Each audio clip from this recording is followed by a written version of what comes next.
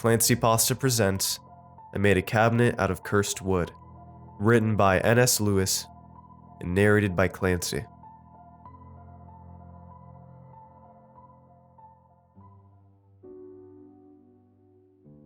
When I was 12 years old and living in my childhood home in Maine, a wicked nor'easter blew in and wreaked havoc on our front yard. In the morning, when the snow had finally stopped whipping around, I surveyed the damage through the kitchen window with my father. Branches were strewn across a thick layer of snow. I was crestfallen to discover that the birdhouses, which I had worked hard to craft with my father's help, and which during winter months hung from bare branches and fed the goldfinches, were nowhere to be seen. My father's smoking chair had been blown clean off the covered porch and now lay buried in the snow, 3 legs poking up into the cold air. But the most impressive thing that the storm did was bring down the old ash tree. The tree was massive, gnarled, and ancient. It had split halfway up the trunk and the bulk of it lay dead in our yard.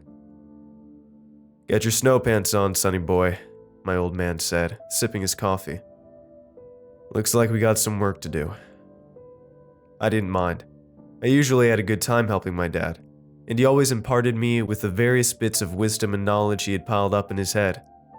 I got dressed and we headed outside, where the snow was up to my knees. My father walked around the fallen tree, studying it. "All that is good firewood," he said, tracing out a section of thick, twisted branches with his finger. But he pointed to an enormous branch, which was, itself, as big around as most of the other trees in our immediate yard. "But that, I can get a few planks out of that chunk there. See how it's nice and straight? At least make a little jewelry box or something for your mother." He paused to light up his smoke. "Damn tree's been here forever, and the gal's heartbroken the thing finally fell over. But that's where I come in and make her happy again, see? Let me tell you something right now, my boy, and you listen good. You got yourself a happy wife, and you got yourself a happy life. Now run along to the shed and get the chainsaw." We worked all morning. Mostly, I hauled the wood, but I did get to use the chainsaw on some of the smaller branches, which thrilled me. I dragged the chunks of firewood back by the shed for further processing as my father trimmed up the lumber log. As I was stacking the wood, I looked across the field behind our house and saw that another tree had fallen, right at the edge of the forest. I told my father, and when he was finished with the ancient ash, we went to have a look. "Red oak," said my dad, looking it over. "Nothing special, but I can get a few boards out of it and the rest will burn up just fine, and all that's just as good as money in the bank." We got to work on that, and when we were finished, my father got the tractor and loaded both the oak and ash lumber logs into the back of his pickup truck. "Tomorrow, I'll get these sawn up at the mill." "Can I come?" I asked. "You promised that I could come." "Did I now?" "Yeah, 2 years ago. That time that cherry tree fell down." The old man mulled it over. "You'll be having school tomorrow." "You promised, Pop." "Well, when a man's word becomes worthless, a man becomes worthless, I always say. Alright, kiddo, just don't tell your mother." The next morning, my father told my mom that he would take me to school, but we went to the local lumberyard instead. They had a bandsaw mill set up there, and I watched in amazement as it went to work slicing up the oak log.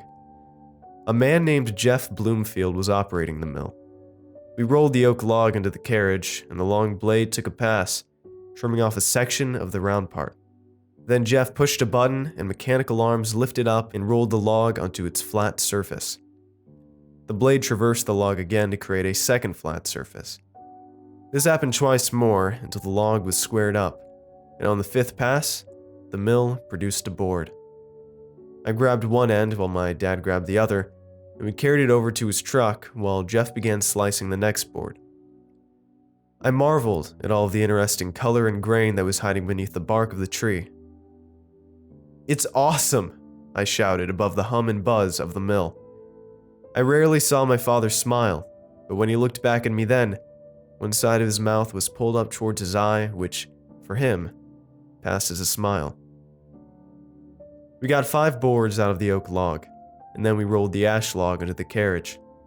Once again, Jeff squared up the log, but this time, when the blade passed through to cut the first board, it let out a terrible screech. It sounded like somebody was screaming. Jeff slammed his hand on a big red button, and the machine stopped, the blade halfway through its cut. "This log's no good," said Jeff. "Too much tension."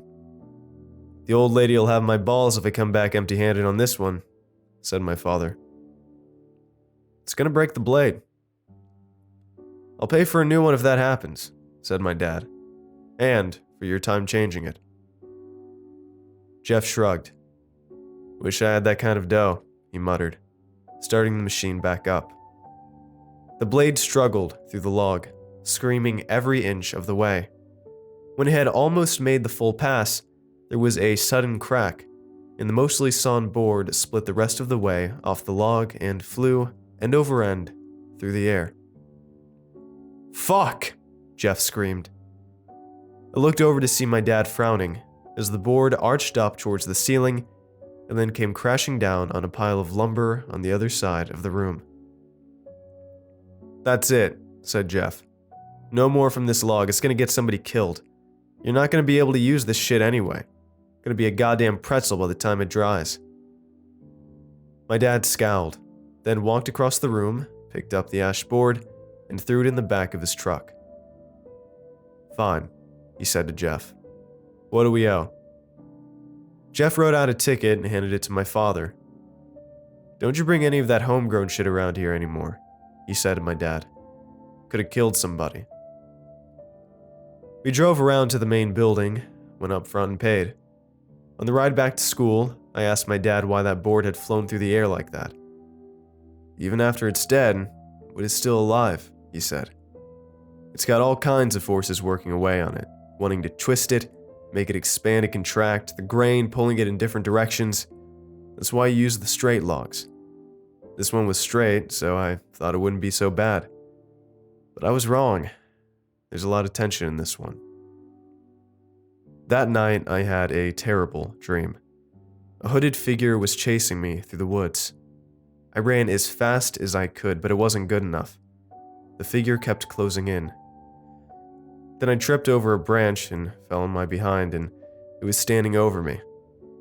I saw a big fleshy nose poking out of the hood, above thin and sour lips, and next to what I thought looked like a faint scar across the figure's cheek. The face looked familiar, but I couldn't quite place it. I screamed as it began reaching. The next day, Billy Bloomfield got called to the principal's office during second period English. He didn't come back. I later found out that his father, Jeff, had died of a heart attack that morning. 25 years later, my mother and father died in a car crash. I was living in Tampa, Florida at the time, managing a commercial millwork and cabinet shop, and my wife was a corporate lawyer downtown. We both took time off to fly to Maine, make all of the funeral arrangements, and deal with the estate. I was an only child, so it all fell to me. Jane was a great help, and frankly, did almost all of the work, while I could barely hold myself together through the grief. It was there after the funeral, sitting in my parents' house and drinking wine, that we decided we would stay in that house. Though we made good money, we both felt already burnt out on our retrospective career paths, and neither of us were enamored by Tampa. Jane thought it was too hot, and I thought there were too many people there. The kicker was when I suggested that the little town I grew up in was a great place to raise kids. We had just started trying a few months back, and hadn't yet found out that Jane was infertile. And all of that reasoning was good and true, but deep down, there was something else. Something that I couldn't explain to Jane, because I didn't understand it myself. I belonged there. In that town, in that house. I just belonged there, and being there made me feel whole again, in a way that I hadn't felt for a long time. We dutifully returned to Tampa in order to ease the transition for our employers. We didn't know what the future held and didn't want to burn any bridges, but the whole time I was there, I felt an intense pressure to return to my true home. When we made it back to Maine, this time, I felt for good, I took a look around the old man's shop as the bittersweet memories crashed over me. It saddened me to see that, since he had retired, my father had apparently spent little time there, as the place was becoming run down. The building itself had once been an old barn, and in his life, my dad had modernized it somewhat, putting fiberglass insulation up between the posts, but never getting around to covering the walls with plywood or drywall. When I turned on the lights, a startled squirrel glared at me in horror for a moment, before scampering out through a hole that had been chewed in the exterior wall. Some of the drawers in the shop were full of bits of wool and other material that mice had gathered from somewhere in order to make their nests. I walked past the machines, still covered in sawdust from when my dad had used them, and fought back tears as I approached the room where the wood was stored. It was a large, uninsulated room with a dirt floor. What was once a horse stable, I think. A tripod with halogen work lights stood in the center, plugged into an extension cord coming from the machine room. I clicked the lights on and looked around at the stacks of wood. Off in the corner, leaning against the wall by itself, I saw it. That old plank of ash that we had sawn up so many years ago. Somehow, I knew that's what it was, before I was close enough to really identify it with my senses. And once I was close enough to do that, my heart sank. I could see that it was horribly twisted. A goddamn pretzel. But worse than that, it was mostly rotten. The end that was sitting in the dirt was black with rot, and this continued out most of the board until I saw just 2 feet or so of the natural brownish yellow of ash wood at the top. But as I got closer, I smiled. That top bit, it was spalted. Spalted wood is where a certain type of fungus has made itself at home, and usually looks like somebody has taken a fine-tipped ink pen and drawn intricate lines on top of the natural grain pattern of the wood. Let this process go on too long, and the wood becomes rotted. Catch it just in time, and it's beautiful. I grabbed the plank and carried it over to the radial alarm saw in the other room. The blade groaned as I pulled it towards me, and wanted to bind up, but I got through the cut. It was able to preserve about 30 inches of the board. The first year back in Maine was rough. Jane was starting her own solo law practice, and I was starting my own solo woodworking business. It was crazy, but we were driven. Even so, without a nice little nest egg left over from Tampa, and a free place to stay, not to mention the fact that I already had a full shop at my disposal, we never would have been able to do what we did. On top of everything else, this is when we found out that we can never have biological children together. Because business was slow to build, and I often had stretches of time where I had to make myself busy or go insane with anxiety, I began building a little cabinet. Mostly, I wanted to build something out of that ancient spalted ash, to honor my mother and my father. My mother, because she had cared deeply about that tree, and my father, because he had mostly taught me the trade. There was just enough wood to saw in half along its thickness, and make 2 book-matched door panels. So that is what I designed the piece around. It is a little cabinet on a stand. The stand is red oak, the same oak that I cut up with my father that winter day so many years ago. The case of the cabinet is ash, not from the ancient tree that fell down in our yard that day, but from another tree on the property. The doors are frame and panel, and the frame being some nice curly white oak that I found in the shop, and the panels being, of course, the spalted ash. I worked on it slowly whenever I couldn't fill the time with something that I felt was actually productive. During our second year in Maine, business picked up for both Jane and I, so I had less and less time to work on the cabinet, and it sat for a while, forgotten, in the loft where it wouldn't take up shop space. One day, I went up there for one thing or another, and I saw the nearly finished piece. I took it downstairs and spent the next 3 days finishing it up, pushing back my deadlines. I sprayed a few coats of shellac on it, then stepped back and looked at it for a long time. It was good, but not great. The wood in its arrangement was spectacular and made the piece worthwhile, but the design fell flat near the top of the piece. I had taken an improvisational approach to the design, which sometimes paid off with unplanned creativity and sometimes didn't. Here's a photograph of the finished cabinet, sitting in my messy shop. I liked it well enough to bring into the house, and decided that it would look better with something sitting on top of the cabinet. I thought some bottles might look nice, so it became our liquor cabinet, the day before we were to host a dinner party. I carried it into the house and moved all of the liquor we'd bought from the kitchen cabinets to the cabinet that I had just made. I put an ice bucket on top, along with a bowl of limes, a cutting board, a knife, and a few select bottles of expensive liquor. Inside, behind the doors, were a few bottles of wine, and different kinds of glasses.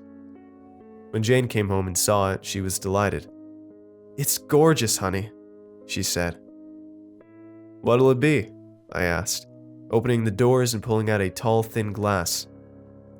"G&T, please." I made up 2 gin and tonics and handed her one. "Cheers," I said. "Cheers," she said, and we cleaned glasses. We had a few drinks, and then went into the bedroom.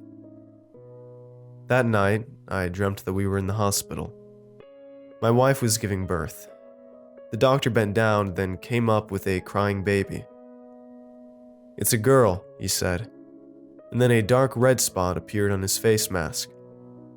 His eyes opened wide as the red spot grew larger, the blood soaking into the fabric of the mask. Just before he dropped to the ground, he threw our child into the air, and I dove across my wife to catch her. Standing where the doctor had stood 1 second ago were 2 men in black hooded robes, holding bloody knives. I couldn't see their eyes, but I thought that the features I could make out looked familiar. I knew them, somehow. They lunged, knives out, at my baby. The evening of the dinner party was upon us, and Jane and I were in the kitchen doing the final prep before the guests arrived. Jane had become friendly with Denise Hall, who worked at the credit union in town and did a lot of transactions with Jane. Jane had invited Denise and her husband Tom, as well as Jane's sole employee, Karen Bloomfield, and her husband, Billy. "I've never hosted a mayor before," she said, taking a sip of her red wine. I could tell that she was actually nervous, and I laughed. "Tom Hall?" I said. "Our esteemed mayor? I was in the same room with him, senior prom after party, when he pissed his pants and passed out in the middle of the floor. People drew dicks on his face, that kind of thing. You've got nothing to worry about." Jane looked at me. The same kind of thing is true for most powerful men in America. They got drunk at a party, maybe even raped somebody once, but still, they hold power and it's real. I frowned. "Yeah, but Tom's okay. I mean, I haven't really talked to him for a while, but..." I trailed off and took a sip of my beer. It was strange. I was suddenly very wary of Tom Hall. I shook it off and changed the subject. "I'm looking forward to meeting Karen." Now, Jane smiled. "Yeah, well, it figures that my paralegal would be married to another person that you went to high school with. Small town." "Billy Bloomfield?" "Yeah, we went to high school together, but we weren't in the same crowd." Jane put the final garnishes on the salmon and stuck it in the oven. "Well, apparently he remembers you quite well," she said. "Oh," said Tom, leaning back in his chair and patting his belly. "That was so delicious, Jane. Thank you." "Hey," I said, putting on a fake scowl. "I helped too." "Of course you did, dear," said Tom's wife, Denise. Then she turned to Jane and said, "Thank you. It was wonderful." "You did well for yourself, friend," said Tom to me, taking a sip of his old-fashioned. "Back in high school, you couldn't get a date to save your life. Now you end up with the creme de la creme." "Don't be an ass, Tom," said Denise, good-naturedly slapping his shoulder. Tom guffawed. "Well, thank you for the compliment," Jane said, putting on a smile that I knew was forced. "It's been wonderful having you here." "Couldn't find no one to have his demon child," muttered Billy Bloomfield into his rum and coke. Billy's wife, Karen, dropped her mouth open in shock. "William," she said. "What's that, Billy boy?" said Tom. "Speak up." "Couldn't find no whore to have his demon child in high school, and now I guess he found him one," said Billy loudly now. "He's drunk," said Karen, her face flushed red. "We should go now." She stood up. "That's not a bad idea," said Tom, sitting forward now and frowning. "You know what I mean, Tommy," said Billy. "Some bitch got that witch blood in him. Some bitch killed my daddy." "Your father died of a heart attack, Billy," I said. "He was putting me on edge. I wanted him out of my house before he did something. It was tragic, but it had nothing to do with me." Billy slammed his glass on the table, rage overtaking his eyes and turning his face red. "Weren't no goddamn heart attack," he shouted. "Goddamn witch magic. You or your mama." Under the table, I felt my hand begin to shake. "I think it's time you went home, Billy," I said. "Yes," said Karen. "Come on, you fool. It's time to go home." "I'll go home," said Billy. "But you're gonna get yours," he said, pointing at me with a steady finger. "Shit, Bill," said Tom. "Come on, I'll walk you out." Billy whipped his head around to face Tom. "You know. Don't you lie now." "Come on, buddy," said Tom, standing up. "Let's get you on home now." Tom walked Karen and Billy out, while Jane, Denise, and I sat in shocked silence. After a few minutes, Tom opened the front door and walked back to the table. "I guess we should be going too," he said. "What the fuck was that?" I said. "Tom?" "Guy just had one too many. He does that," said Tom. "Come on, Denise, time to get home and feed the dogs." "No," I said. "You knew what he was talking about. What did he mean? Witch's magic?" Tom laughed. It seemed good-natured, but I wasn't quite sure. "You never heard it, did you?" he said. "Heard what?" "In high school, there was a rumor going around that your mother was a witch. Damn fool took it to heart, I guess." No, I never heard that." "Well, now you have.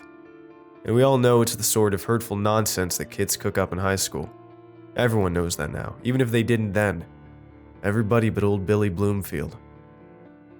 "He thinks I killed his father," I said, still in disbelief.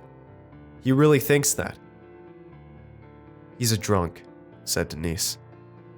"That he is," said Tom. "And now I think we ought to go, darling." He turned to Jane. "Can't thank you enough for the delicious meal. You've got the magic touch." Thank you," stuttered Jane, still quite obviously in a state of shock. "Thanks, Jane," said Denise, still turned to me. And you too, of course." She stood up. "Well, we'll see you tomorrow, Jane. You two have a good night." "Thanks for coming," I said, forcing a smile. When they were gone, Jane turned to me and said, "What the fuck was that?" "I have no idea," I said. Karen didn't make it into work the next day. Billy Bloomfield died of a stroke early that morning. As fate would have it, Tom Hall also died that morning of a heart attack. When I heard the news, a thought occurred to me. They were the ones in the dream, where Jane was giving birth to our child, and they were trying to harm it. It wasn't quite them, but it was very close. A few days later, Jane showed me the stick. She must have had it left over from when we had been trying. There were 2 lines there. We went out and bought another one. 2 lines again. She was pregnant. I opened the cabinet and withdrew a short, wide glass. I put the glass on the top of the cabinet and poured some scotch into it, then took it over to the dining table. I sat down and remembered. It was a long time ago, a few hundred years ago. There was a woman being chased by a mob of men. The woman looked like my mother, not exactly, but close. And the men, I recognized many of them. Not directly, but as facsimiles. The same way that Billy and Tom were in my dream, but not quite. The same way I now realized that Billy's father, Jeff, was in my dream all those years ago, but not quite. It was their ancestors that I was seeing in my dreams. It was their ancestors chasing down my mother's ancestor. I now saw clearly in my mind. Now they were upon her.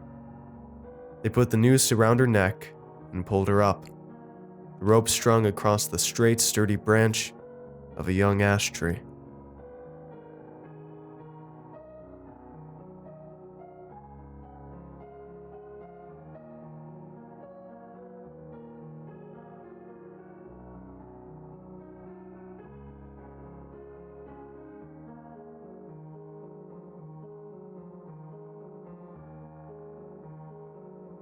I want to give a huge thanks to last month's $5 and up patrons: Jeffrey B., Viva Bavaria 1516, Melty Dre, Jeffrey W. Jr., Isaiah A., Laura H., Devil's Advocate, King Baby Trashmouth, Lamar C., Cooper S., Divided by Zero, Kenneth S., Snowboy, and all the other $5 and up and $2 patrons on screen as well. All of your support makes these narrations possible, and I appreciate it a ton. If you'd like to join these lovely ghouls, I'd appreciate it if you check out my Patreon page. For just $1 a month, you'll get an exclusive narration that will never, ever be uploaded to my channel. Usually, one a bit too extreme for YouTube. So that's at least one extra video every month for just $1, if not more. For $2 a month, you'll get thanked in the end scroll of every video, and for just $5 a month, I'll shout you out at the end of multiple videos a month personally. You also get exclusive Discord roles for those perks as well.